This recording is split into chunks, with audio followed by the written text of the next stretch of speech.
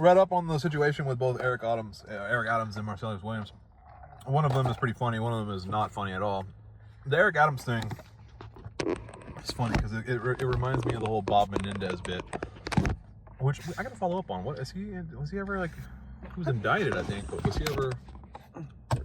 he ever like prosecuted or that I don't know. We should look into that later. I'll put a pin on that and I'll come back to the whole Bob Menendez thing.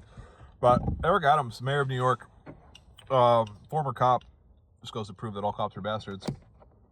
Indicted on 5 counts. I guess they were actually, we didn't know what they were because they were just unsealed this today.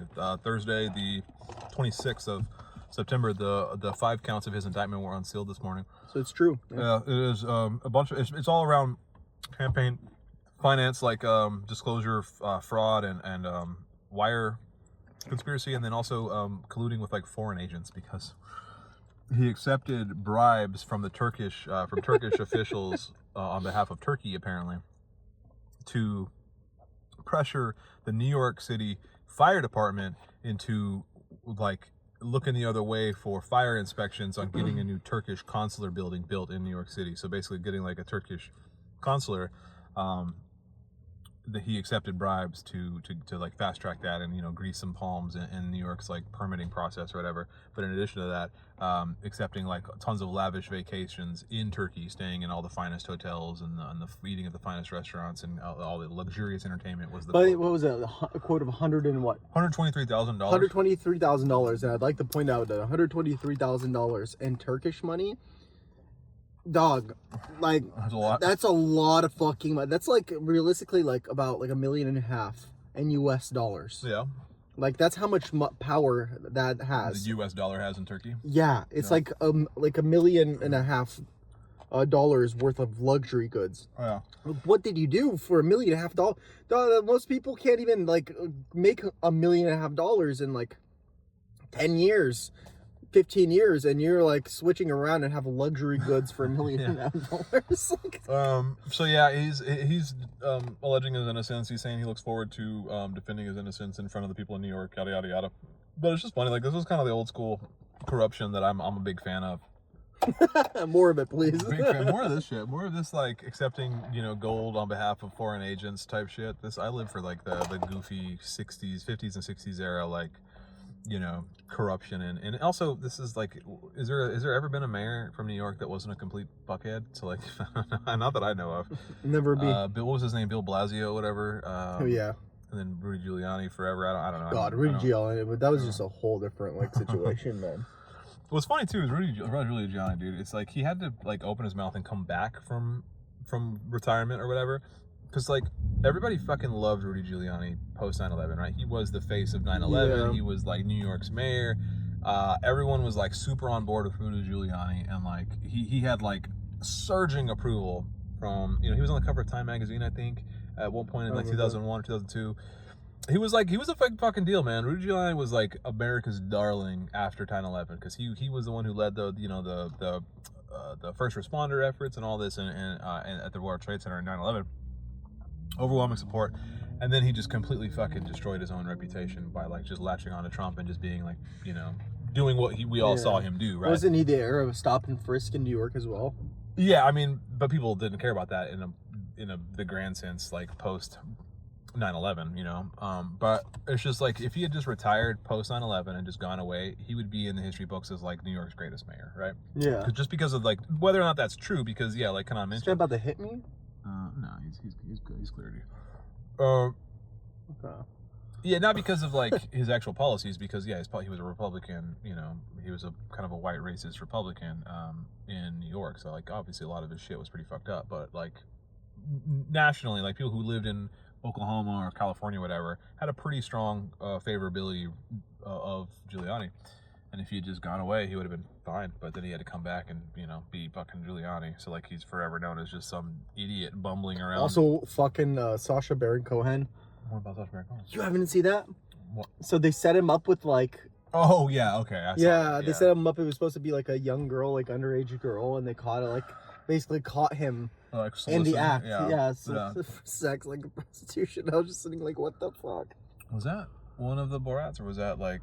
I think that was the second one. Yeah. I think that was the second Borat. Yeah. Where they literally got him like on camera. Oh, but I think that was like his Trump days. He was already like a Trump's lawyer at that point. Yeah, no, exactly. Yeah. Oh. But I was just like, that was just diminishing his fucking favorability. Yeah. If there was any left. Anyway, the second bit of news is circling back on the Marcellus Williams. We looked in a little bit. Again, I said Arkansas a couple times. I apologize. That was Missouri. What is it? Missouri. Yeah, so he was convicted in 1998 of stabbing a journalist. I think stabbing 43 times, and he had always claimed his innocence. Up until the moment he was executed, he claimed his innocence, and even the family of the victim didn't want him executed. They had petitioned to have him not executed. Although it should be noted that they stated that him being in jail was enough, so they were still convinced he was the. They still convinced that he did it. Yeah. So that kind of muddies the water a little bit. But they were against the execution. Obviously, his defense team was against the execution. Every human rights group, like the Innocence Project, everybody came to his aid. But even the prosecutor of the case said that it should have never gone that far. It should have never been gone to execution. And it was, the governor of Missouri, Ron, whatever his name was, I forget his name, he did nothing to it. And then the United States Supreme Court ruled, like I said, 6-3 to not stop it. And it was the three liberal justices, Ketanji Brown Jackson, Sotomayor, and the other one, what's her face? God, you named off the two that I already knew. Whatever, the other one, the other liberal. The other liberal. Yeah. The other lib. There was no dissenting, or there was no they didn't release anything. It was just a vote. So there's no opinions written about it. They didn't justify their vote, is what I'm trying to say. It was a vote 6-3 to not do anything about it. So he was killed at 6 in Missouri prison by lethal injection. And this is kind of what people claim like communist regimes do, is people just murdered by the state, right? And I just find that ironic, because this was an innocent man murdered by the state, but the mainstream media and everyone is kind of just okay with it. And here we are. But we'll still kind of talk shit about Stalin killing political opponents or whatever while we do it here. But also, this was the 15th person, I think it was, what was it, the 6th person executed in Missouri this year, and the 15th in the nation overall. So it's just crazy that we're still executing people. That's a whole other conversation of the death penalty and capital punishment in America. But yeah, this is just super sad. An innocent man was just murdered by the state, and that's what his lawyer said in a statement. This is a murder. It's just it's just a murder. You took a black Muslim man and then murdered him. Yeah, for a crime that he, by all accounts, did not commit. It's even proven. It wasn't it. Was he the murderer? I don't know. It's kind of muddy. It wasn't proven that he didn't do it. But there's no proof that he did, and that's kind exactly. of Well, is that not the criminal justice system? It should be. It's not the whole point. For white people, it is. You are innocent until proven guilty. For wealthy white people, it is, sure. Yeah, well, but for obviously black Muslim men, it's not. It's you have to prove your own innocence. And yeah, he was what was it?